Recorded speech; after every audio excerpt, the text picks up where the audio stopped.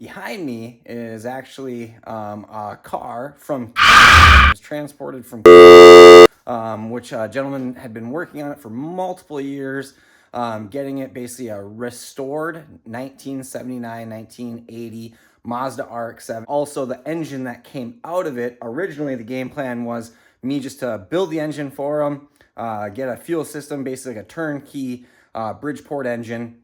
Turned out the help that they were getting really wasn't enough or sufficient to be able to complete the entire project alone. So they kind of sought after me to be able to say, hey, can we bring the car down just to get everything installed for the engine platform and get it running? I was like, yeah, that's fine. I could do that, no problem. So when I got the car, I assumed it was basically ready to drop a motor in the car that I had built, which I'll show you. Not the case. This build is going to go quick. We're going to go through a lot of things in this video. By the end, we should be ready for a start. So let's check it out and get to that intro. We are speed and professionals in aeromatics.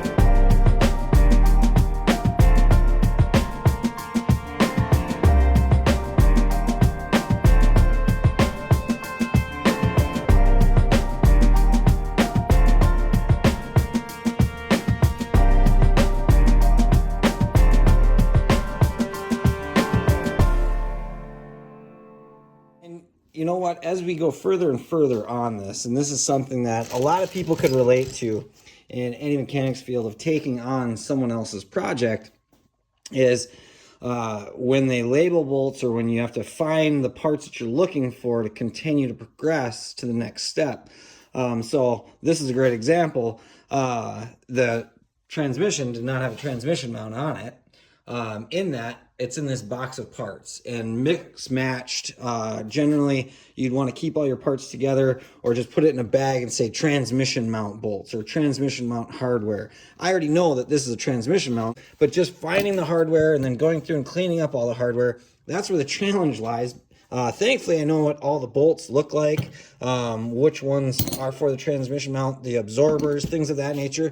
So that was really nice to be able to have. Then we have our boot for the shifter itself, and we have our slave cylinder for the transmission. So we are finding the parts, which is awesome, but please, if you're ever doing this for yourself, even with that, label your hardware. Make sure you know what everything is, because if you ever give up on a project and then you just hand off somebody all of your doing and disassembly, they aren't going to know what bolt went where. So it'd be really nice if all this stuff was labeled at some point, so that whoever were to take on this project, or if, you know, heaven forbid, you have to give up on it and sell it, it's far more valuable if everything's labeled versus just coming in boxes. If it's just in boxes and nothing's really labeled through, it's a lot harder to sell that project for top dollar. You're not going to get what you think you have into it.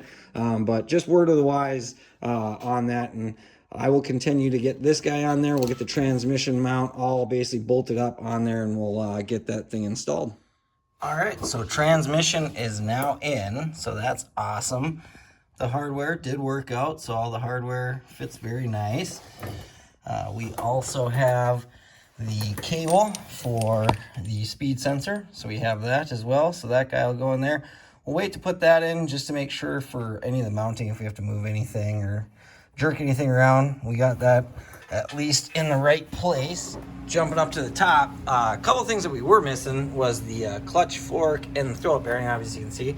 Found those in boxes and bags of parts that were not even with the transmission, but that's okay. Found the dust cover boot, and also was able to put the slave cylinder on there. So everything there is lining up. Just got to hook this line up to the slave cylinder. Just got a nice stainless steel braided line there for that. So yeah, everything looks like it worked out very well. The clutch fork, everything, good movement on that. So really happy with how that turned out. So yeah, now it's time to get that motor in. So as soon as we can get this guy in, we are ready to rock. Motor is in. Look at that. Looking good. Just bolted down the shroud, found all the hardware, cleaned all the hardware, painted it all up so it all matched. All of the brake lines are all ran and done there. Coming across, everything's nice mounted up. Even got the return line done, barbed everything, crimped it all. For the brake lines, made all the flares, so we're solid, looking really good. Motor went in real nice, easy. All the mounts, brand new motor mounts. Man, this thing's gonna look sweet. So right now, just working on, I made a fan shroud, so I just painted this guy up.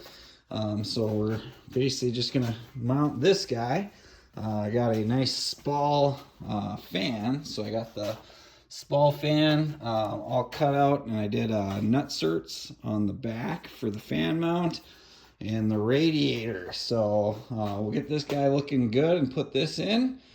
So on to the next part. This thing's going quick. So the shroud, everything's all mounted to the radiator now. I even kind of basically contoured this in here so that it could basically fit around where the actual hose is going in. So that's great. I had to put a little contour in here as well. Not a ton of movement there, but everything is going to work just fine. I'll end up putting a temperature sensor, 1/8 inch NPT temp probe here that will control for the electric fan so that the electric fan knows when to turn on at 180 degrees. But really nice. The only thing I'm missing is the water level sensor, which I have that ordered. But this should just mount right in the factory location. And then the oil cooler here, that will just go right below it. So let's get this guy in and continue some progress. Then I can make some 5/16 fuel line run to the carburetor. So super happy with that. Looks really nice. I definitely outdid myself. Yeah, this thing's really starting to look so nice. Everything. It's fitting in there so well. But now we're on to the fuel system. So I got to run 5/16 line. I got 2 5/16 filters as well. And then I also got to mount the fuel pump. But with the hard line, kind of want to make it look nice and be able to kind of come on over here where it'll exit out. But we're going to basically mount like our fuel filter and have the line go and kind of, you know, make it so that that hard line's nice tucked up, kind of just to match and mimic the brake lines themselves. But you can see I got the oil lines as well for the oil cooler, and everything's really turning out good for as far as it goes. I think it looks very era race specific. Exhaust on its way. Got to see that. That's going to be trick. So I got a really nice exhaust system for it, but so far so good. I will get to our 5/16, start bending that, mocking that up inside the car. Let's see what it looks like. So now with 5/16 line, there is a little tool that you can use, which is expensive. It's like a roller that you run this line through, and you pull the line through and it straightens it. I figured I'm going to try to do this with a block of wood, drill it for a 5/16 hole, and I'm just going to pull this through as straight as I possibly can. And I'm going to lube up this side of the line and just see if it pulls it straight like this. So let's just see if we can't give this a shot. So I'm going to do this while it's live. I've never actually done this before, but we're going to give it a shot. So we're gonna just WD-40 it up, and I'm just gonna ream this mother effer and see what happens. Holy cow, it actually straightens it out. Really nice.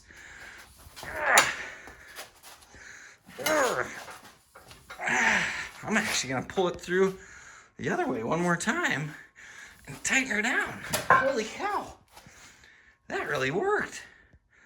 That is not bad considering it was a curly Q. We're gonna try this one more time the other way. So now what I did with the block of wood is I just kind of tightened it in the vise to tighten this side of it. And I mean, that's way straighter than it was. Now we're just gonna try to pull it back the other way. Oh yeah, I'm gonna need two hands. That WD-40 is really slippery. Give me 1 second, I'll be right back. All right, was it worth it? Not sure. But I mean, it's basically formable now instead of like a big old, curly Q, because you gotta think, that's what it was.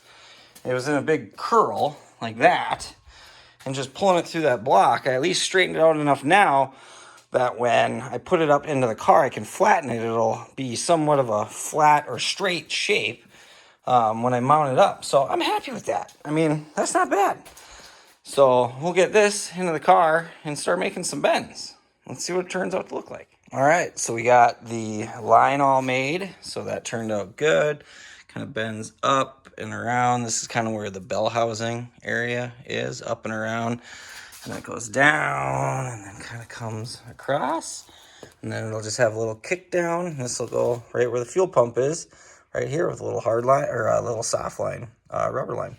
And then I'm going to cut this down a little bit just to give me more flexible hose, but I want to be able to get this crimper on here. So basically I'm just going to flare the end on both sides so that I got a nice little flare for a clamp to go on. And then we'll get this back into the car. Now it's all bent up nice. And all right, so we're going to see if we can do this one-handed. So you can see in there we have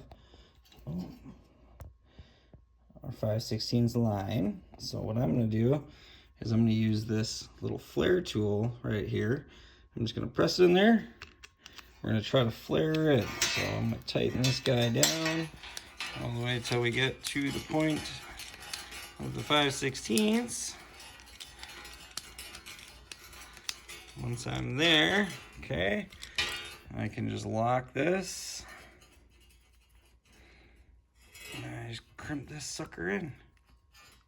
Oh yeah. Should give us a nice little bubble. We'll see what it looks like.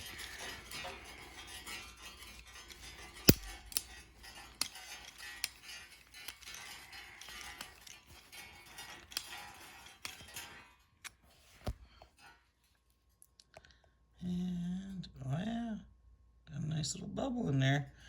Well, we'll see what it looks like when we take this off. Oh wow, look at that. Perfect. All right. So now I'll do the other side. So working on the fuel system. So we have the Earl's fuel filter. So these are removable filters. This is the pre-filter for the pump. Went with the Carter marine style pump. These guys are great for the Webers. The Carter pumps just seem to work very well for low pressure, high volume. Comes with nice insulator kit too. And this is actually the factory mount plate for the original carburetor, which actually mounted right here on these two bolts. But now I got this big bad boy, and then I just actually just drilled the holes and mounted it from this back on the side plate. This just protects it against like rocks and stuff hitting it from the back, but really like how it turned out. Got a little 90 bend there with the hose, no kinks in it. 5/16 line. So basically this will just be right out to our hard line. This will go right out to the tank side. Should be good to go. So I'm gonna put this back up in the car once I get this fitting on, and then we should be good to go with the fuel system. And I'll just kind of plug the holes off, cap them off so I don't get any debris in there. But yeah, I think that that'll do very well. Oh, and I hook up to the original factory wiring for the negative and positive for the pump, so that works. But yeah, other than that, let's go back in the car and finish mounting the lines and almost ready to fire this beast up. Just put the exhaust on, should have that in, and just a few minutes away in YouTube time for this thing to have its first fire up. Let's see how we did. So I got the primary feed line for the carburetor. So we have our 5/16, and then we have our return line on the bottom. Everything's mounted up really nice, solid on there, so it's not going to go anywhere. So those are nice and solid. Then we have our nice red line fuel pressure regulator. So with this guy, it'll go down to 1.5 psi all the way up to 25 psi with the pressure sensor, but we're not going to be using that. So I got the block off fittings and the 2 ports that I'm not using. And then we just have our primary here. So this will just go to elbow 90 right to our feed. And then we have our return down here, which will just go right to our return. And then on the opposite side, then we have our feed line to the carburetor, which will then have a fuel filter in between here and the carburetor itself feeding. So everything's good there. Let's check out underneath, see how that went. We have our main feed to the carburetor, and then our return. Everything is nice mounted onto the bottom. Even did our transmission speed sensor, mounted that guy. As we follow her down, I'll just kind of roll my little self down in my cart. But everything's looking good here, looking all the way down to where our fuel pump is. So you can see everything here for our fuel pump. Everything's nicely mounted. All of our lines ran. Fuel pumps there, nice and tight up to the bottom of the chassis. We'll come around on this side. We got our fuel filter. Everything's looking nice and neat on this side. We'll run our line up to the tank. Everything just turned out exactly how I had hoped anyways, but I really like the job on how everything mounted up with the hard lines. They all look nice and straight and even. So we'll call that a good job. All right, unbox day. We got a big old guy here, which got, looks like somebody kicked a hole in it. It's whatever, I guess. And then we got the big old box over here. Inside this guy, we're gonna have our exhaust. All right. This is gonna take a while. All right, so we got all of our hardware gaskets for the 12A Racing Beat. This is going to be the Street Port exhaust gasket kit. So this is the race exhaust system that we're putting on this guy. And this box is massive. Tons of stuff in here. Looks like that's going to be our micro catback system. Oh my gosh. She's beautiful, shiny, looking good.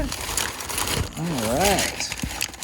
I'm not going to be able to get this thing out one-handed. Let me set the camera down and get everything out of this box real quick, and I'll lay it out alongside the car and see what we got, because this one is easy enough to see here. We got the silencers, and these are separate tubes, which is great. So it's dual exhaust the entire way back. So one side is each rotor, so it'll quiet them down somewhat with the resonators. Make it sound really good, throaty, deep, and still be able to rev really well with it being a Bridgeport. It won't have much restriction at all. So let's get these two boxes apart and see what we got. Kato just can't get enough of this, can you, buddy? Yes, it's a good one. Yes, it is. Oh, yes, it is. All right, when I say it has a full exhaust, I mean full exhaust, full racing exhaust. So we got the nice Power Plus Street Port muffler, dual exhaust going into the actual resonator muffler itself. And then we got dual pre-silencers for the exhaust as well to our Racing Beat Street Race or Race Port exhaust header. This thing is beef. When you look at this type of exhaust system, I mean, for $1,600, you can't buy, in my opinion, a better quality exhaust for a rotary than the Racing Beat. They've tested it. It's tried and true. Great sport racing exhaust system. So love this. I would buy this every single time. For the cost, you can't build this exhaust from a fab shop for less than what this thing costs. And it's great quality, and it's US made. So absolutely love it. Racing Beat, huge shout out to those guys that they still continue to support the Rotary community. Let's get this guy into the car.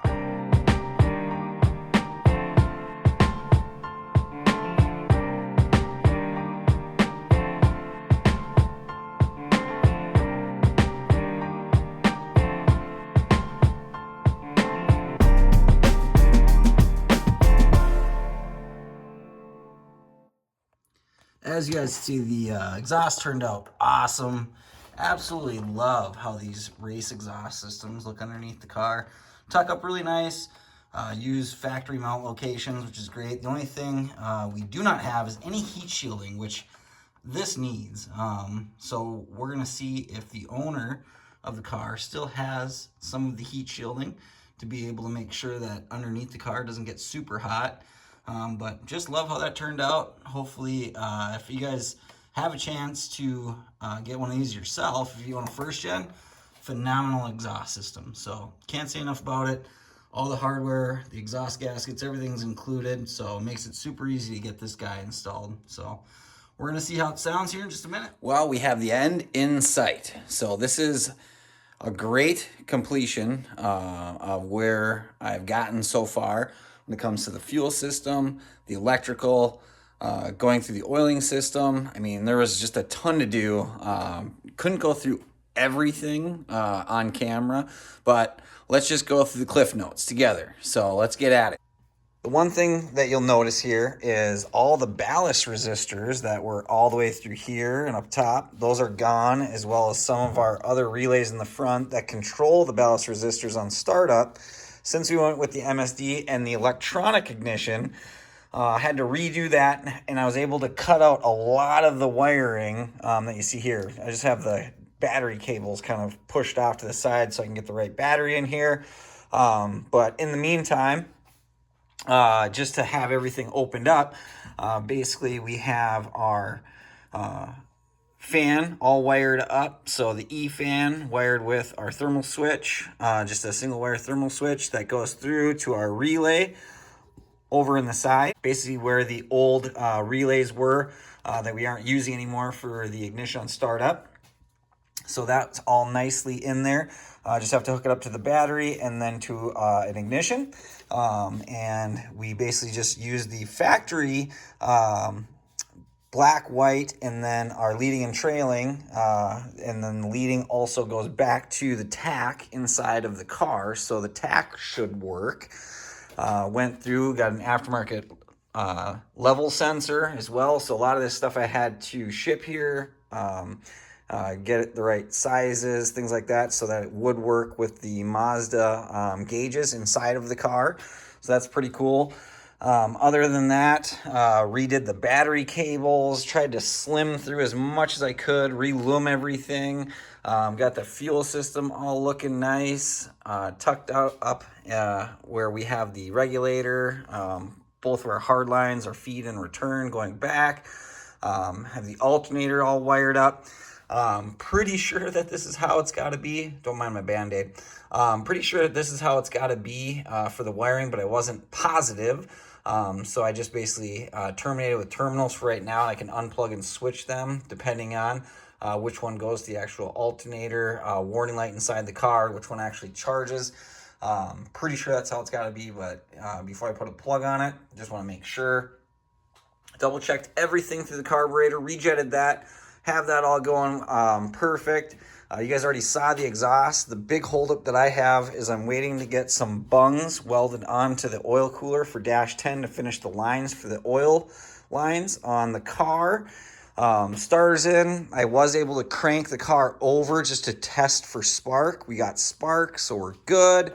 Going on to the actual fuel tank. I did get a new fuel tank. And on here, this thing is very nice. Barely any corrosion inside here. I mean, you can still see the inside coating, so all that's done. Just have the lines kind of just hanging off here to where they'll go to the hard lines underneath the car. The evap system, since we're not using that anymore, basically ran some lines over to a filter. The car itself, when you fill it, it does fill to the top side here where the level of your actual gas going in stops there. So in order to fill that air pocket or that cavity, they have a little evap system there to let the tank breathe. I just have that going to a little air filter here. And that should be tucked up out of the way. This is basically the plate for the side panel, and this is where the body of the car is, so that should be nice out of the way. And then this guy is going back in as soon as they get the level sensor. So just to show you guys the level sensor that the car had or came with, it definitely was like redone, like somebody cleaned it up, which is great. I mean, it's nice that hopefully this thing does work, but unfortunately, the wiring is ripped off. So with that, that's not going to work. So somebody put a whole lot of work into cleaning this thing, and it's already broken. So I'm not even going to mess with that. So I had to order a new level sensor when I thought I had one, and then I went to go look at it, and it's missing the plug. So that's not gonna fly. So that's now another delay. I wish I would have known that before. I should have looked at it. But now I'm waiting on a new level sensor. So once that comes in, should be next week, be able to put this back into the car. Next stages to the car, pretty much I'll show you the front. So battery mount, all done. Everything's full of fluids. We got our oil cooler lines all made and ran. Did check, we have oil pressure, fuel pressure, everything's good. This thing's ready to fire up. So the front half of the car is done. So now on to finishing the interior. So I did go and I got the stock interiors carpet inlay, and I'll tell you what, this is some good stuff. So it's got the sound deadening attached to it. It's nice, thick, well insulated. It's a molded, like ultra plush carpet, black. Also got the back piece as well. So we're getting that in there. But let me tell you, I'm out of breath, sorry. Putting in carpet is no easy feat, especially even though it's molded and everything's lining up really well as to where it should be to get it in the actual location. Had to take out the center dash console area so I could slide the carpet underneath. And then throughout the bottom section, like you do have to cut around stuff and then get it all the way tucked back up in there. Oh, to get it up in there, if anybody knows an easier way than just trying to slide this thing in there, frickin' comment section, please. This is just a ridiculous feat because it's flimsy. It's not super hard. I mean, this is pretty rigid carpet, but to be able to like slide it and get it in the right place, like, oh my God. But I'm almost there. Like, I'm inches away. It's almost in the section of this hump where it needs to be here, and where I'm actually good right here. And then this will lay in the back. It'll lay down, but my goodness, this is just it's a workout. So I'm gonna continue fumble fucking this thing around. Well, that was a lot of work. I will tell you what, I hate interior more than Garfield hates Mondays. It's a lot of work. And not to mention, there's like brittle plastic everywhere. So dealing with just old 1979 Mazda RX7 plastic and trying to fit it around. I'm actually really shocked as to how well these stock interior molded kits fit inside of here. They do a really good job. They're pricey. There's like $600 in carpet in the car now, but it does fit very well. Hopefully the sound deadening and being able to kind of alleviate some of the Bridgeport sounds from inside the car, keep it a nice low, nice deep tone where it's not just resonating inside the cockpit. Won't be so ear deafening for the driver, so that's going to be hopefully nice. But let's check it out. I did the best I can, and we'll see how it goes. So fitting all of that carpet, all nice, all tucked up in I mean, she's all the way to the firewall back there. Everything over on that side is looking really nice, all tucked up underneath the blower motor, all over the nice tunnel. I'll trim the sides, so once we get to that point, I'll trim the sides. We'll cut out where the shifter goes right here, and the e-brake handle and cable go right there, so that'll be nice. Yeah, everything looks like it's exactly where it should be for fitment wise. And then we'll just trim this section off and the sides on each side. Let me get up here. Ow. So we'll trim off these sections, and then we'll trim off towards the back section. This will go right where our back lid covers are. One thing I will say is whoever had these lid covers decided that they were old school bumping, and they cut holes in where they put speakers. I think that just looks hideous to have the speaker holes there and then lay carpet over the top of that. It's gonna be flimsy there, so I'm gonna see what I can do there. But that's for later on in the episode of life. Maybe we'll have a picture of what ended up there before the end, but yeah, so let's get the rest of this trimmed out. This being my first time ever doing molded carpet, really like how it all turned out. Laid together very nice, contoured where it needed to. The molding was perfect. If I could say one thing, in the end, the brown interior and the black carpet kind of grew on me. But enough about all this boring, long drawn out carpet interior. Let's start this RX-7 up.